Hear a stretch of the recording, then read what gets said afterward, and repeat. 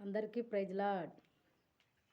ఈరోజు దేవుని వాక్యము యోహాను రాసిన మొదటి పత్రిక 2వ అధ్యాయం 16వ వచనములో దేవుని లేఖనములు ఏమని తెలియచేయుచున్నదంటే, లోకములో ఉన్నదంతా నేత్రాశ, శరీరాశ, జీవపుడంబం, ఇవి తండ్రి వల్ల పుట్టినవి కావు.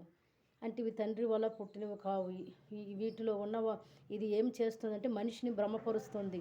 ఇదే మంచిది, ఇదే రైటు, ఈ లోకమే శాశ్వతము అని శాశ్వతము కాని దాన్ని శాశ్వతముగా నేను చూపించి మనిషిని భ్రమపరిచి చివరికి దేవుని కూడా విడిచిపెట్టి భ్రష్టత్వంలోనికి వెళ్ళేటట్లు ఈ మూడు కూడా మనల్ని చేస్తాయి. కాబట్టి ప్రతిరోజు ఈ లోకంలోని ఉండి నేత్రాశ, శరీరాశ, జీవపుడంబాన్ని ధరించుకొని ప్రార్థనలు చేసినా, ఆరాధించినా, గోల పెట్టినా, ఏడ్చినా ఇవి పరలోకానికి చేరవు. ముఖ్యముగా దేమ లోకాన్ని ప్రేమించి ఫస్ట్ భక్తుడుగా ఉండి చివరికి భ్రష్టుడైపోయాడు.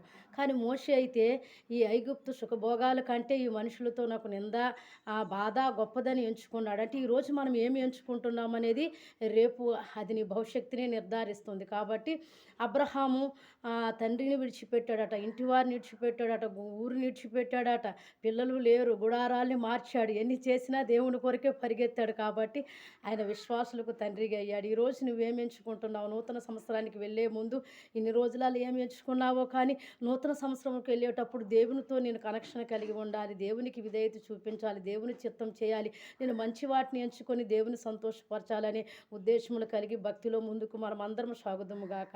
దేవుడి ఈ లేఖనములు, వాగ్దానాలు యేసు నామములో మన పట్ల, కుటుంబాల పట్ల నెరవేర్చబడును గాక. ఆమేన్.